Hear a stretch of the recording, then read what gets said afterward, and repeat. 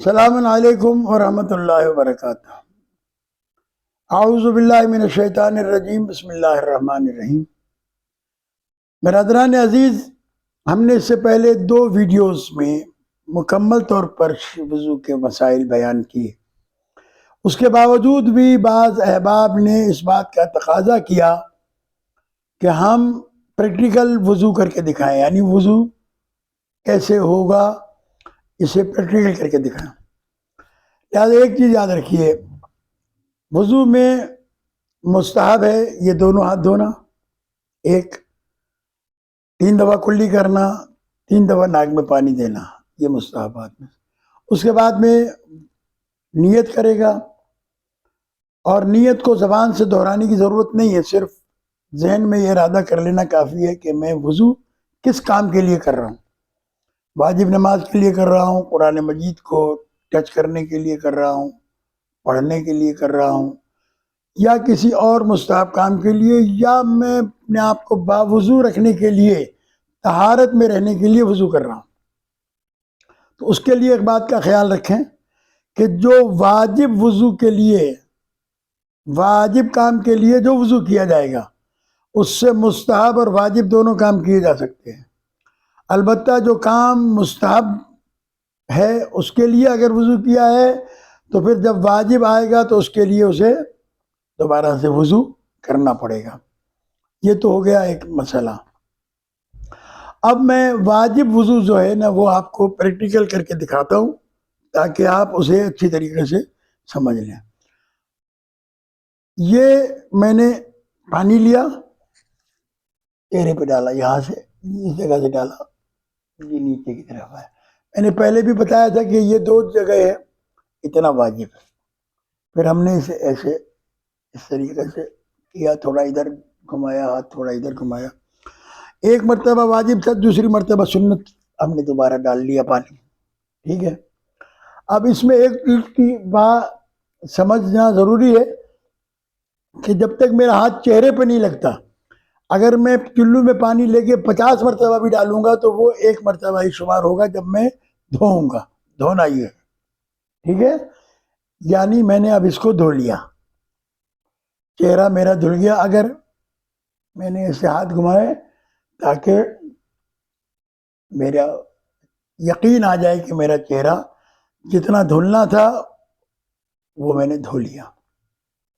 اب اس کے بعد میں نے ڈالنا ہے پانی، ایسے لے کے یہ جگہ ہے، یہاں سے، اور اوپر سے نیچے کی طرف، نیچے سے ادھر نہیں آنا ہے، اوپر سے کونی سے نیچے کی طرف۔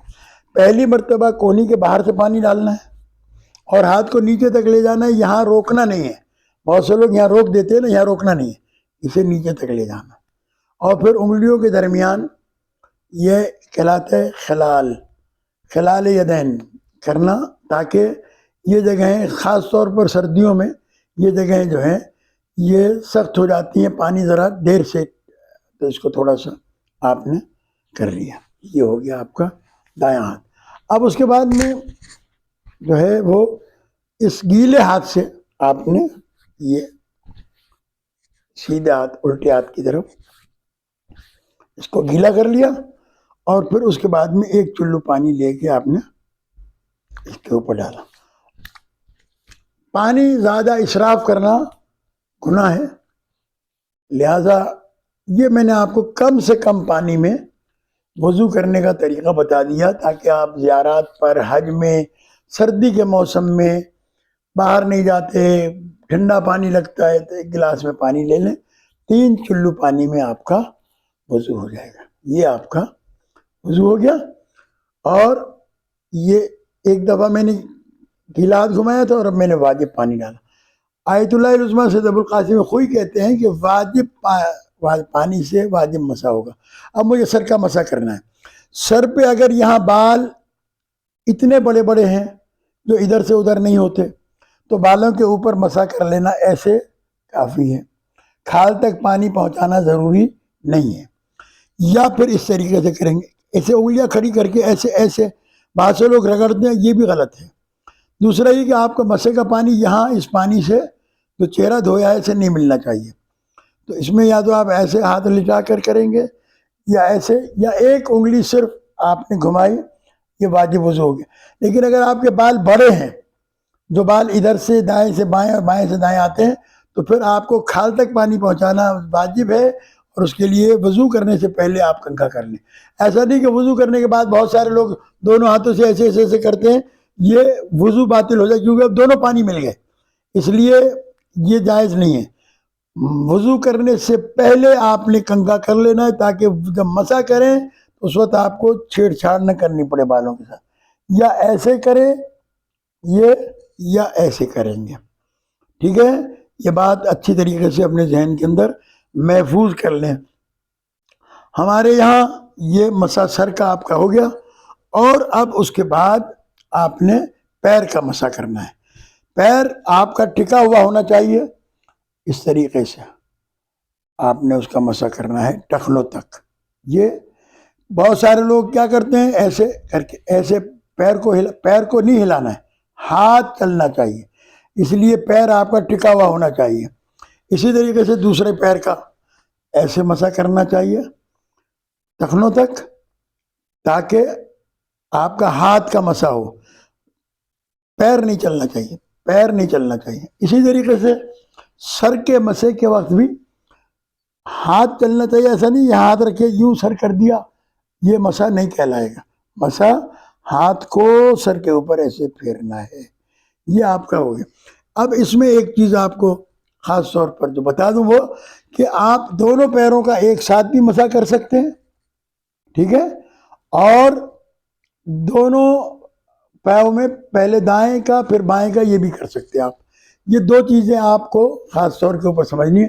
اور ایک چیز جو اس کے اندر خاص طور پر ہے وہ یہ کہ ترتیب ہونی چاہیے۔